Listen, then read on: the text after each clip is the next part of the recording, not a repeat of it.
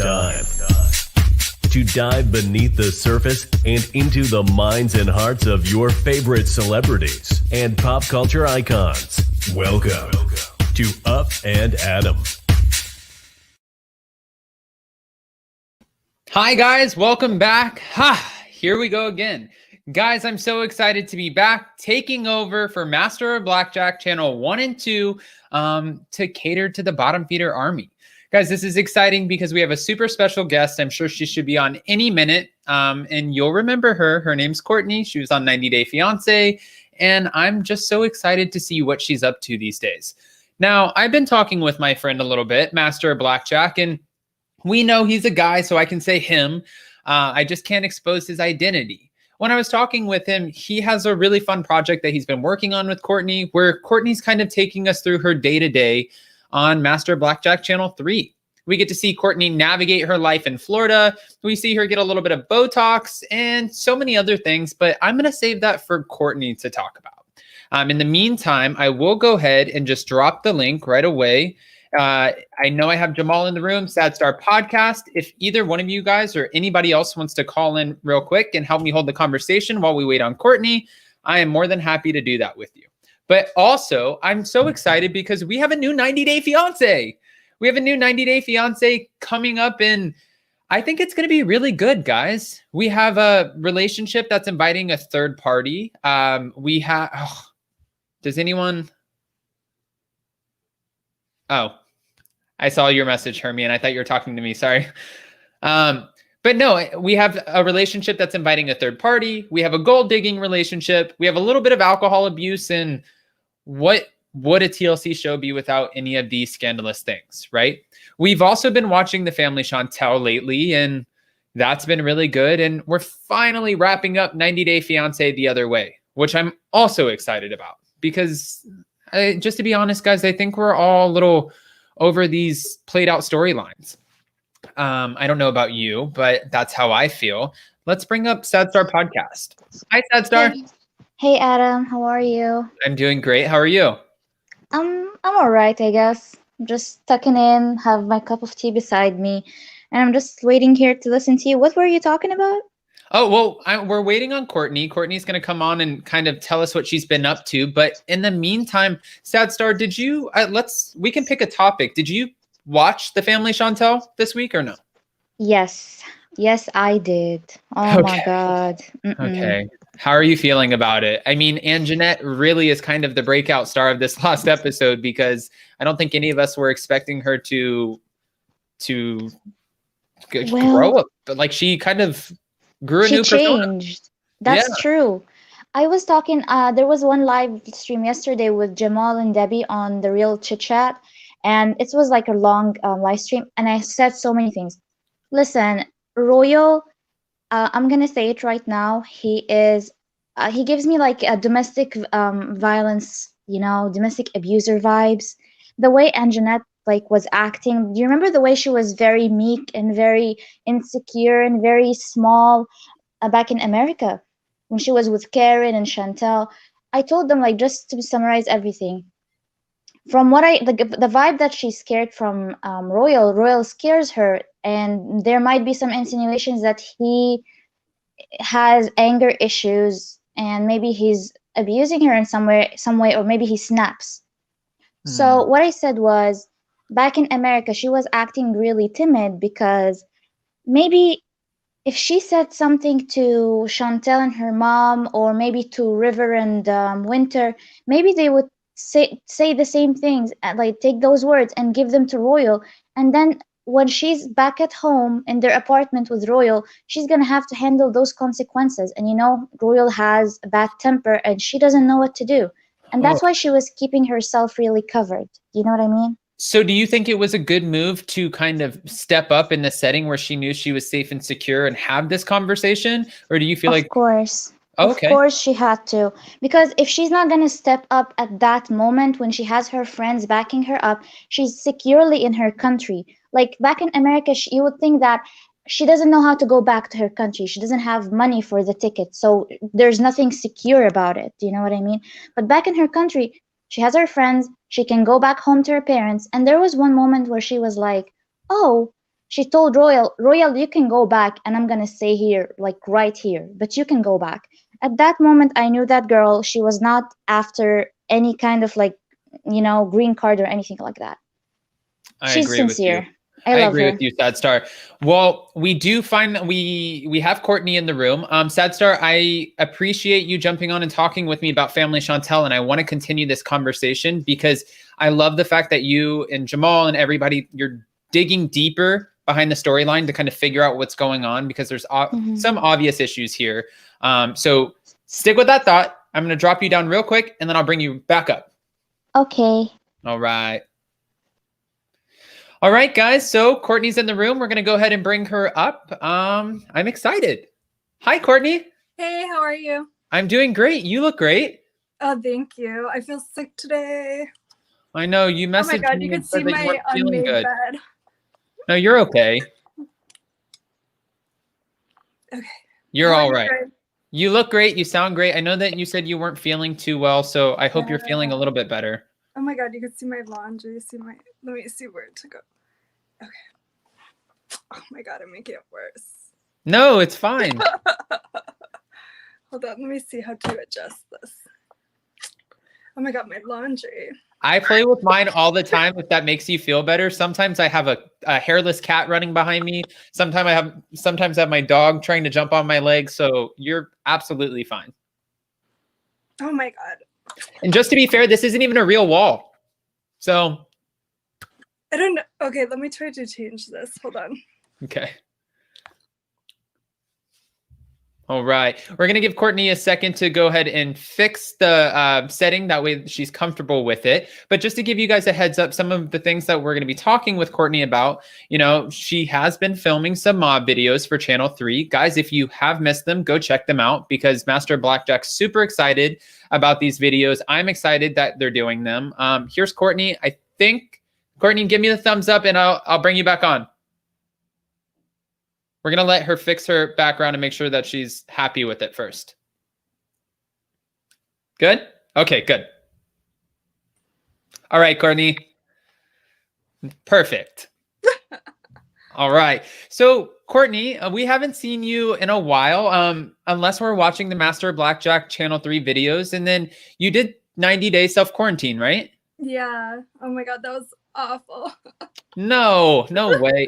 Listen, I have to commend you. At least you are willing to put yourself on camera and kind of, that comes with a lot of responsibility and a lot of flack. People probably give you a lot of love, but also give you a lot of hate. So I respect the heck out of you for even doing it. Oh, thank you. Of course. Well, so I've been telling everybody while we've been kind of getting situated that you've been filming some Master BlackJack Channel 3 videos. Can you tell us what you've been up to and what those videos what are they about?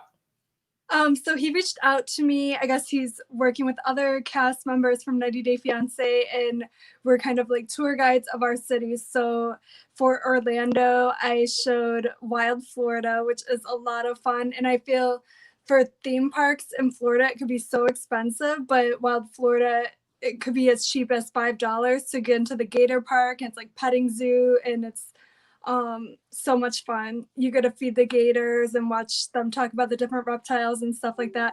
And then I went on a safari. I got to feed giraffes. Yeah, You had a whole day. Cool. Yeah.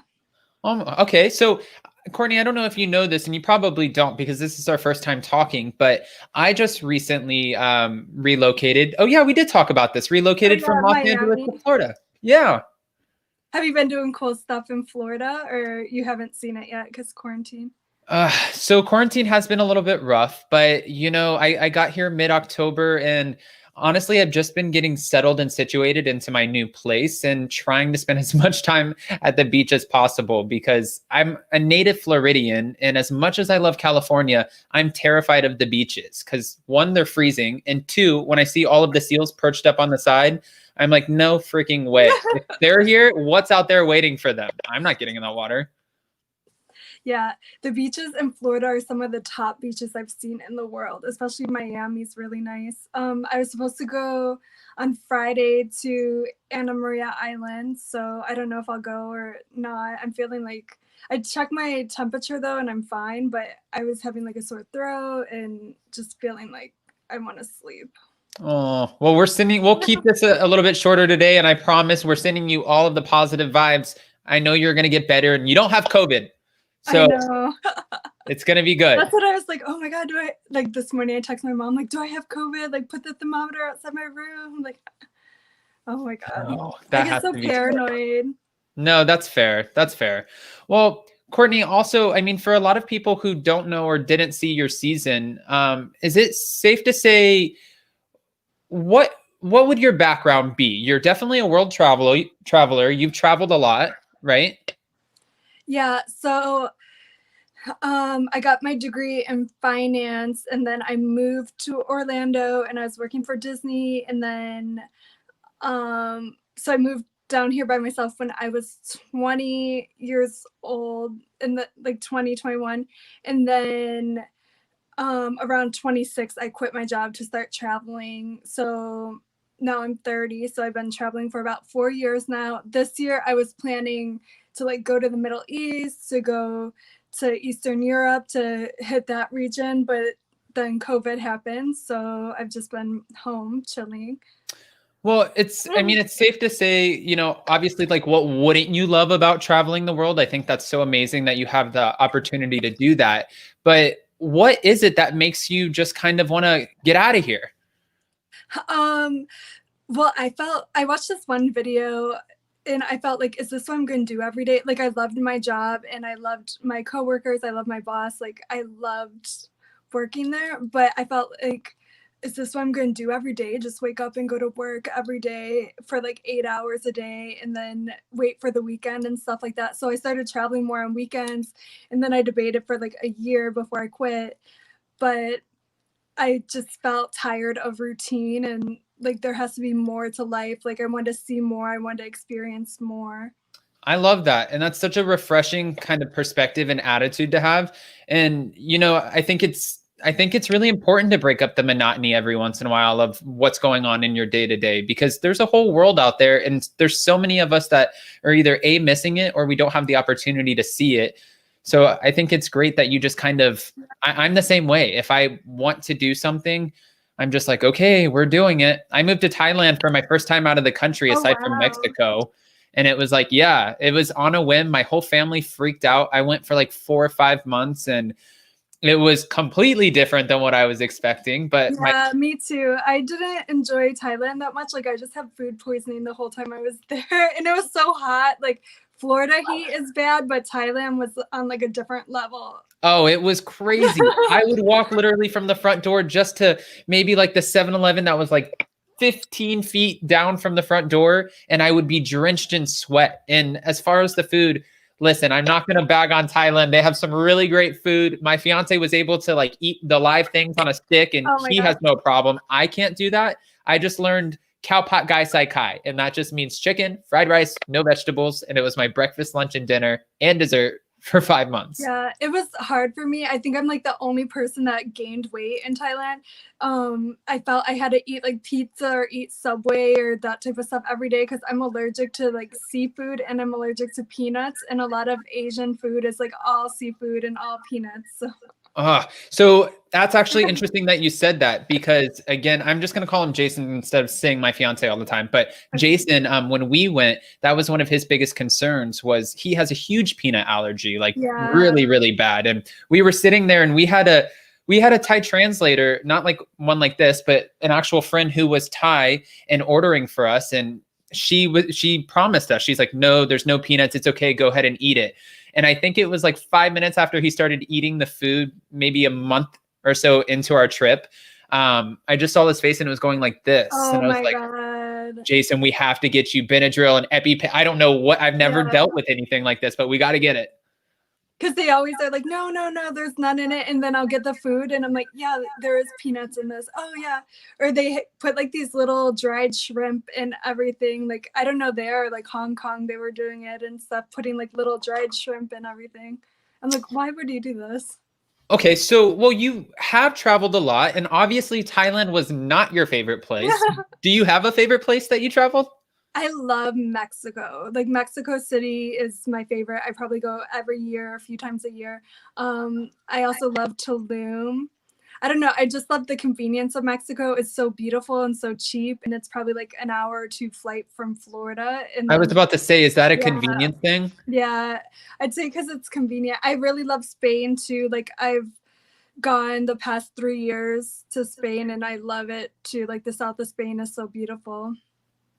That's awesome. And, you know, a lot of people, again, and we don't have to pry into your business. You know, you're filming for Master Blackjack Channel 3, you're doing these videos, which is awesome. And a lot of people are kind of like, you know, what does Cortney do now? But you're a brand ambassador for a few different companies and you work through social media. So you're still working.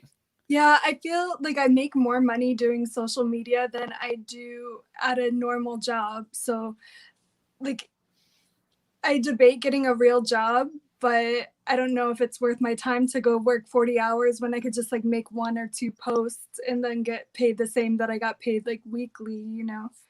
Isn't this a crazy time that we live in that you can even just say that? I know, it's crazy because a lot of my friends do OnlyFans and some of them are making like 30,000 a month. So I'm like, oh my God, that's so tempting. But like I live with my parents, so it'd be like awkward if I'm just taking like sexy photo shoots. You're like, Mom, Dad, don't knock on the door. Just give me a minute. You move the laundry bin over, make sure the bed's nice. And I know, and then all my laundry in the back and stuff too. It's like, oh my God. just throw on a robe and you're like, okay, guys, what's for dinner? I know, but it's crazy because I was looking into side hustles and stuff on YouTube. So I really got digging more into like the feet fetish community, and I was like, oh my God, I'm so tempted to do it. Like I took all these pictures of my feet and stuff, but then when I was trying to make profiles, I was like, oh, this is annoying. I don't know if I feel like dealing with this but just like listening, and the girls were like normal girls. They weren't like porn stars or anything like that. They're like, oh, I paid my rent. I paid like I make like 2 or 3,000 per month doing like the foot photos and stuff like that. I was like, oh wow. And they would be like a normal looking mom with like 2 little children or something. I'm like, oh my God, that's crazy. They're making this much money. No, I have a friend in Los Angeles, and she does the same thing. She takes photos of her feet. She has a whole Instagram profile for it and everything. Nobody try to go find it under mine because I don't follow that account. But she has a whole Instagram account for it, and she has repeat customers who sometimes make her do the most, I mean, some strange things. Like one guy wanted to see her feet typing on a MacBook. Oh, one guy wanted to see her feet like kind of crossed like this with cleaning supplies in it. It's like people give her really weird requests. And it's like, I don't know how they get off on that, or like, I'm curious. So I want to read more into that actually. Yeah. Well, and then I think the best, I guess the biggest concern would be, or would you have the concern of people still know who you are from watching you on 90 Day Fiance before the 90 days and 90 Day Fiance self-quarantine, with you having a little bit more of that public platform? That's why I didn't want to do OnlyFans, because I'm like, oh, if I ever want like a real job again, or like whoever I marry, or like their family or my family, like seeing like my name in the Google search linked to that. So I was like, oh, should I do like anonymous, or should I just do it and promote it? Because I don't find feet like, it's like so many people are seeing my feet daily for free, you know? So I don't find it like, charge for those bad boys. Yeah, I don't feel like it's like sexual to me. So no, I agree with you. And you know, there are people who do OnlyFans accounts that are not like Larissa from 90 Day, who just go on and do a complete, like does it very sexy and she has her shtick about it. But I have friends too who are very successful on OnlyFans, and they kind of use it as a modern day Facebook of us just following them. And sure, you might see like a little bit of scandalous off the shoulder or something like that, but they don't show anything and they make a lot of money. Yeah, that's why it gets tempting to do. But then I would be so embarrassed to like put like sexy photos in like lingerie or something, and then you get like one fan, and it's like, oh my god, I just like gave this photo away for like $5 or however much they charge, you know. No, you have to give yourself more credit. You'll build the fan network. You already have a great social media following. So And like, maybe I'll do the feet thing, because if nobody buys a picture of your feet, it's like, okay, oh well. But it's embarrassing if you like put on lingerie, you like show something, and then somebody just like screenshots it and shares it everywhere, and then you only made like $5, $20 from that. It's like, is it worth it? I don't know. And, you know, I do have to say there are those accounts. One of my favorite YouTubers, your Wet Sock, he's gone on before, and he will kind of show, like, so you don't have to pay for these OnlyFans accounts. He'll show them too. So I understand your concern of not really wanting to put it all out there, because if you do, somebody, like you said, can easily just go in, screenshot, and just blast it out to the internet. And then what do you actually get paid for? Yeah, because I saw like Larissa, she did questions on her Instagram stories and stuff, because she was doing OnlyFans, and then she made a lot of money doing the cam soda thing. So I was like, she said like one of the cons is people leak your photos from OnlyFans onto like porn websites, or people pass them around, so then people aren't paying, or people are like exploiting you, you know. So I don't know if it's worth it. But then I see the photos of their bank accounts and like how much they're making from it. I'm like, oh, maybe it is worth it. I don't know. Well, and I was going to say too, I mean, it's OnlyFans. It's not like it's Pornhub. But then, like you said, if you're starting to leak out these photos and like leak it to the porn sites and stuff, I guess. So I don't know. That could be a little bit strange. Yeah. Okay. That's fair. That's fair. Well, one of my favorite things about moving to Florida so far, I do have to say is, and this isn't, I mean, sure, this is something more private for me, but it's just kind of common sense. I moved from Los Angeles to Palm Beach. So there's a big price difference in that. And I love the fact that things are a lot cheaper here. I feel like that also allows you to kind of be more creative and do what you love, and to travel and do things like that. Yeah. So well, it's easier to travel from Florida because the cost of living is low, and then Orlando and Miami are international airports, so you can find like really good flight deals and stuff too. Just living here, it feels like you're getting a whole international experience though. Like I went through culture shock. I grew up in Illinois in like a town of 5,000 people. So when I moved to Orlando, I was like, oh my God, like just meeting people from all over the world and like different religions, different languages. It was crazy. It's like a melting pot. Yeah. And I never experienced that before. So I mean, it seems like you like it so far. Do you have some, what would you say that you like the most about living in Florida? I like that I live next to so many fun things to do. So it's like there's so many theme parks here. There's so many top beaches in the world. I debate like, do I want to live here forever? Like, could I settle down here? What do you think? Do you think this is like a family, like you could settle down here? Or you think it's more like party and fun and Oh no, I didn't ever look at it like party and fun. Coming to Palm Beach, as crazy as that sounds, I had a really hard time in my transition coming here, because I almost felt like I moved to LA when I was 20 years old. I packed up a U-Haul, like hitched it to the back of my Ford Fusion, and drove across the country from Tennessee. So I thought, turning 27, you know, if I leave LA, does that mean that I failed? And it doesn't. So I had to kind of retrain my brain and realize, you know, now I'm doing something that I love. I love jumping on YouTube, doing these videos, and I feel like I'm building a community that I'm obsessed with. And this move has really allowed me to do that. So I felt like this was a work-based move, but then now I've gotten here, and as I've spent more time here, I'm getting more comfortable. I feel so much more at ease. I feel like I can breathe, and like I'm not keeping up with the Joneses anymore. Yeah. Well, I feel West Palms is like the expensive part of Florida, no? Yeah. Well, yeah. And of course, where do you think I decided to land myself right in the middle of?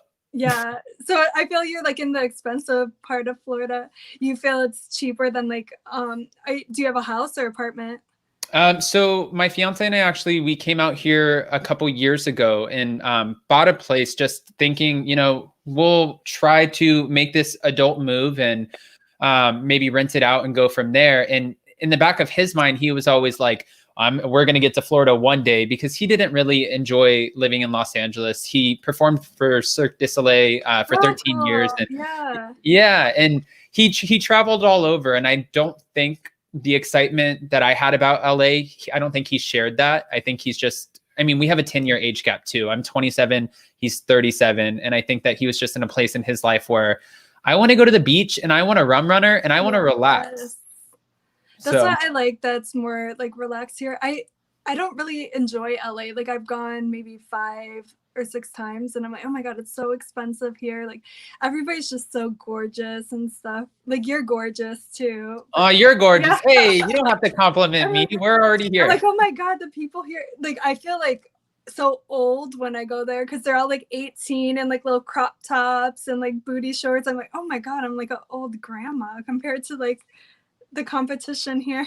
You know, it's insane because I worked for a large part of my time in Los Angeles. I worked in West Hollywood, which is like Boys Town, and I noticed that there's, I mean, it's very real. There's a cycle of just every year there's that new beautiful young group of people that come in with a dream, and they're just, sometimes that dream gets lost because they're so excited, they're partying, they're having a lot of fun, and then like 5-10 years later they're like, oh crap, it's time to go back to Milwaukee or Texas or, you know. That's kind of how Orlando is. Like a lot of people come here with the dream to work for Disney and stuff. Then they'll spend like a few years. Then I feel they move back to wherever they're from. So it's constantly like meeting new people. Yeah. Yeah, but so far so good. And I mean, I know what I dislike about being here so far, but I'm curious, what do you dislike about Florida, if anything? You might just love it. The humidity is intense. I would say it's hard meeting quality people here. Like a lot of the people are shallow or like party and stuff. Like I've met some good friends though, but I felt it was hard finding those people. A lot of people are like partying and doing drugs and drinking. And then I felt mostly it was difficult finding a quality man in Florida because there's so many like party girls and so many tourists, and everybody comes to Florida for spring break or to hook up or that type of stuff. So it's hard finding like a faithful man. It's crazy. See, I've been so far detached from Florida for so long that I completely forget that, you know, like Florida is that spring break party state, and there's a lot of partying going on. So when you said that at first, I was like, no, I didn't look at this like a party. I felt like I was living one big party. You're like in the bougie part of Florida, though. I feel you're in like the nice, classy, like ritzy part. No. I mean, so far people have been nice and classy. Now that you said that, watch, I'll probably get off of here and I'll meet some Jack ASS, and I'm gonna be like, hey. So I love like watching like Florida man memes and stuff like that, and seeing just all the craziness that happens here. I feel it's like a huge, like a lot of people are doing drugs, or a lot of people are like crazy. I feel. Do you feel? Well, I mean, I do want to just add on and kind of piggyback off what you were saying. I think the humidity is probably my least favorite thing. But you just mentioned the memes and the stuff that we see on Facebook and all over the internet that have to do with Florida, like man jumps off a boat and wrestles gator and stuff like that. And when I said I was moving here to my friends, they were like, what? You're moving to Florida? Like that's, I feel like that's where you see people on Facebook and they're driving their golf carts and they have like the lifted tires. And I'm like, that's exactly where I'm going. And that's like exactly what you see. They say like, America's the Florida of the world. Like when we're not participating with like wearing masks and all the COVID stuff, they like make jokes about America being like the Florida of the world now. Jeez. Okay. Well, going back for a second, you did just say that when you came here at first, it was kind of a little bit of a challenge to navigate finding genuine people who have your best interests that aren't a little bit grimy. I'm going to use the word grimy. Yeah. Do you feel like that is just in general, or do you think that also has something to do with, you know, you've participated in reality television? Could that be an added element? I would say it was harder. No, because I was here since like my early 20s, and then I didn't do TV till I was like 26 or 27. So I think, but mostly I was going out and clubbing every night. So maybe I was just in the wrong environment. It was one big party. Yeah. So, but then I came from a small town, so I felt everybody had like really strong like Christian values and family oriented and stuff. And then here I'm like, oh my God, people don't want to marry till they're like 30 or at all. So I was like super like, oh, I want a husband, I want children, I want all this stuff. And like all my friends from Illinois, you know, they are like married since early 20s and like have 3 children and all of that stuff. So I felt like, you know, an old maid or whatever they would call me. No, I understand where you're coming from, because now I'm like, thank God I didn't like marry any of my exes. I always thought too, I transitioned from Florida to Tennessee when I was in middle school, and then high school. I kind of went back and forth a little bit with my parents. But when I would go to Tennessee, it was really kind of known within the school, the community, that, you know, like some people were having babies in high school. Like, you know, you have your baby, you find your husband and get to work as soon as you turn 19. That's and how like, it was. Yeah. What do you mean? Was it hard being gay there or no? Oh, I didn't tell anybody. So my gay story is probably different than a lot of people. And I know a lot of people have their own stories, but I was so uncomfortable with being gay, period, that I didn't even come out to my family, friends, nothing until I was 21. In school, I just, this sounds very extreme, but there would have been somebody who would have probably wanted to beat me up for it, because that was where I lived in Tennessee. In Florida, not so much. It was a lot more open. In fact, I think in high school, I had this kind of creepy, crazy guy that he looked like one of the vultures from the Jungle Book. He had like this long, like cockatoo thing. And he would always chase me out to the bus and try to grab my butt. And I'm like, get off of me, dude. So it was just a very different. He was like bullying you, or he was like trying to. Yeah, but he's like, you're gay. You know you're gay. And I'm like, I hate this. No, I feel he wanted you to be gay with him, or he has like, some closetedness. Because did you watch like that Aaron Hernandez, I think his name was, the documentary? That was interesting. So I think a lot of guys are like football players or wrestlers or that type of stuff. Maybe they're like low key gay, but they like can't admit it because their fathers or stuff like that would beat them up or be angry about it. I mean, again, and that's why I said too, my story is, everybody has a different story, but you really don't know what's happening at home. You don't know what's going on behind the scenes. And sometimes some people, I have friends who are just so super accepted within their families and everything. And it was just a great coming out story. And for me, I put so much pressure on myself. I had so much anxiety about it. And then as soon as I actually promised my fiance, I promised Jason, I said, hey, listen, because we had a 10-year age gap. He said, I'm in a different place in my life. Like, my family knows who I am and your family doesn't know anything about you. And I was like, okay, so here's the deal. If you can stick with me for 1 year, and I know that sounds like a lot, and help me navigate this, figure it out, and just understand that, okay, this is actually who I am. If we last 1 year, then I will tell my family. And 2 months after dating, we moved to Thailand from LA. And then 4 or 5 months after Thailand, we moved to New York. We went to this little cute spot in Times Square called Joe Allen's.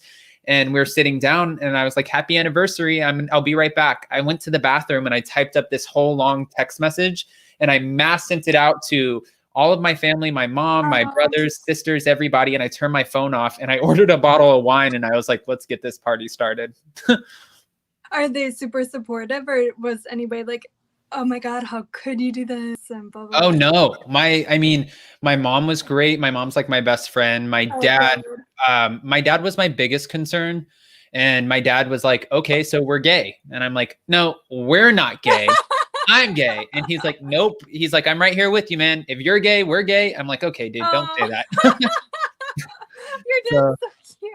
Yeah, it was. And my dad too, I'm going to get flack for saying this if he ever watches it, but my dad kind of looks, acts, sounds like Larry the Cable Guy. He's just that he's a little bit of a comedian and just kind of down to earth. I don't want to use the word, I'll say he's country. My dad's pretty country. And, you know, I that's why I think I had all of the, yeah, but no, I was so pleasantly surprised by everybody. And then my brothers and sisters were like, dude, you don't think we knew this? And I was like, what?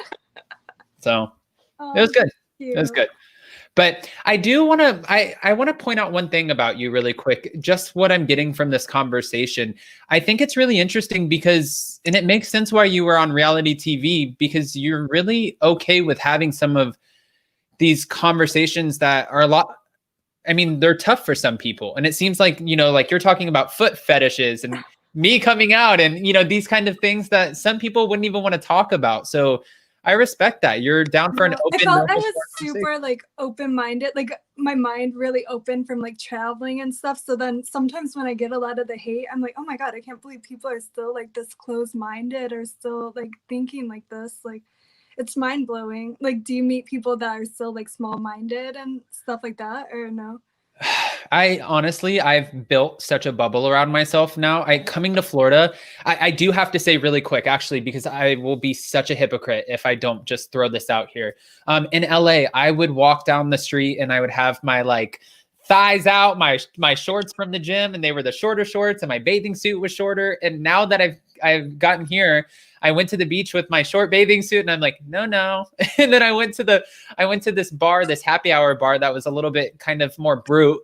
And I went with Jason, and we're sitting there, and I saw the guys, the older guys who look like they've been there every day for the last 30 years, just staring across the bar at us. And I put my hand with my ring, and I was like, I didn't want to be, you know, I still have that kind of fear. So yes, or maybe they thought you guys were hot and like, oh, should we pick them up later? Whoa, You know? that wasn't the vibe I got. They're probably like, who are these two gay gentlemen at this bar that we've never seen before? And why those two seats are saved for the hot women over there? Yeah. You know, that's what it kind of felt like, but you know, you never know. But I did want to say, when you were doing your videos for Master of BlackJack Channel 3, one of another topic that's kind of people are a little bit taboo about still in 2020 is plastic surgery and Botox. And you seem very open about this. Yeah, I feel like Botox is like nothing. Like I feel it's so common, like especially in LA, probably everybody goes on their lunch break or does it too. And then in Florida, I feel it's common. Like on my Instagram, I have people vote like, oh, have you had Botox and stuff before? And I was surprised. I'm actually shocked when people say no. I'm like, really?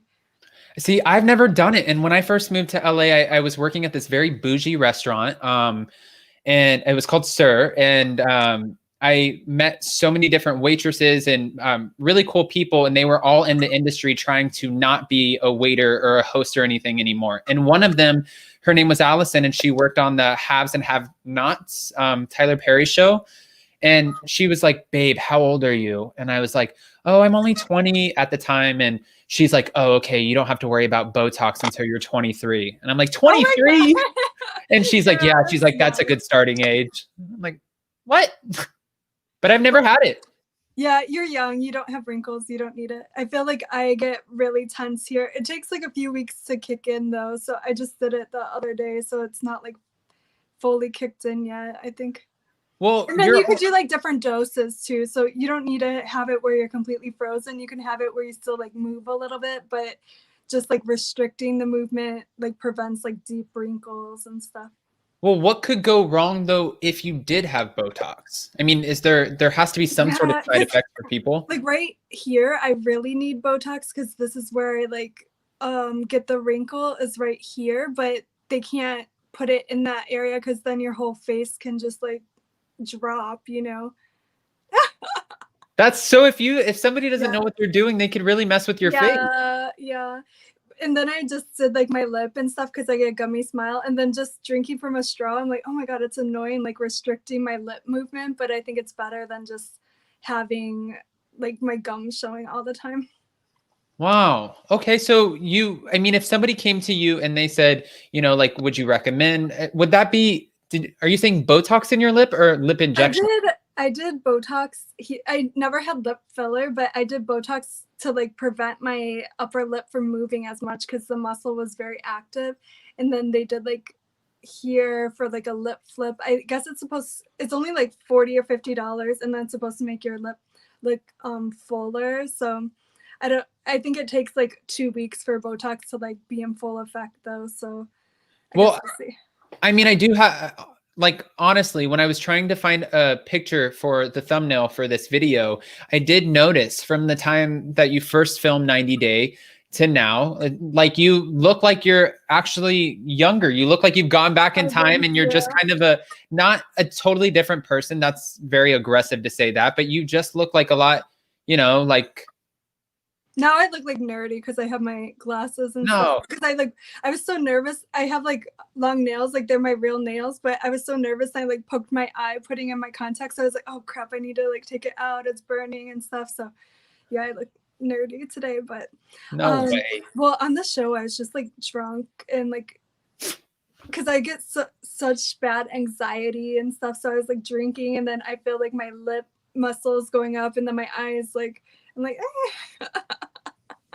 So like when I see those pictures, I'm like, oh my God, I wish, you know, like when you take bad pictures and your friends like post them everywhere, you're like, take them down now. And it's like, you can't do that, you know, for the TV or the internet, just like all your bad pictures are like stuck out there. Oh, this sounds ridiculous, but I don't even let Jason take photos of us. I'm like, no way, dude, because I get nervous. You're kind so of photogenic in my head. Oh no. I mean, everybody has a bad side, you know, and everybody has a good side too, just to be fair. Everybody's beautiful in their own way. But for me, sometimes Jason likes to catch me where I'm like, and like cockeyed, half like face looks crazy. And I'm like, what are you doing? Delete that. And he's like, no, I'll save this for later. Don't piss me off. I'm like, oh. I know, that's how I feel. I'm like, oh my God. Like sometimes I'm like, oh, are they trying to do me dirty? I should have raised this higher and like angled it down and stuff like that. But I felt the cameraman was like shorter than me. So he's just like coming in at my double chin the whole time too. And I'm like, oh my God. Oh like, no. I just cringe. I can't even watch it. Well, looking back though, and I know that again, we talked about this. We don't want to make it super about TLC or anything like that. But can you say that there was anything that you took away that you really appreciate from the experience of filming?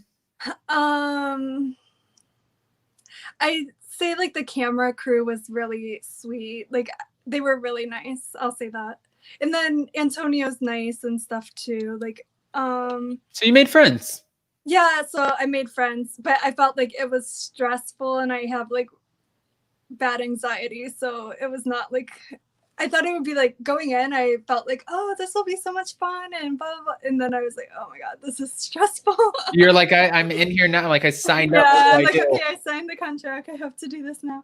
And then I got to Spain, and like the first day I got there, like we filmed us meeting and all of that. And then later we turned off the cameras and like went to dinner and stuff. And then the waitress and Antonio were like flirting and stuff. And then they end up exchanging numbers like in front of me, in front of like the whole camera crew and all of that, but they weren't filming at the time. So then it's like I have to act nice or like I'm in love with this guy, but I was like, no, I'm over this. I want to go home. Then I was like, you know, they probably spend thousands like shipping everybody on the camera crew and their hotel. And then they were all excited to like have a vacation in Spain and stuff like that. So I'm like, oh, I don't want to ruin their trip. Like, let me stick through it. That's a lot on your shoulders. So I was like, oh my God, like they gave me the chance. They're like, you can like leave if you want and stuff like that. But I'm like, no, I feel bad. Like, I don't want to ruin everybody's pay and ruin everybody's vacation and stuff. But then like we discussed it and like worked it out. And I think it's like a cultural difference or something. Because here it's like, would you get the waiter's number in front of like whoever you're dating? Or it's like I would probably no. I mean, Jason would totally like that date would be over. Like in real life, I'm like, not in real life, but like in Orlando or something, if that was like a Tinder date or Bumble or whatever, and then I go and they got the waiter's number, I'd be like, okay, never talking to that person again. Bye. No, I would New Jersey housewife Teresa Giudice table flip the shit out of that. That would not fly. I would be like, oh yeah, you want a number? Here. Yeah. Here's a number. Table. No, I'm not aggressive. You'd be good for reality TV. No way. Oh my gosh, I could never. Well, I know that you weren't feeling too hot today, so I do want to keep this. I'm like sitting here like sweaty. Well, can I ask you really quick, because some of us who are so excited to continue to follow you on your journey, where do you see yourself let's say in the next 5 years? Let's throw it out there. 5 years. Okay. I definitely want to travel more. Recently I started dating a guy and like I met his family and everything, and I could see a future with him, but then I don't know what the future holds. So we'll see. Okay. Okay. So it's TBD. It's still to be written. Yeah. I love that.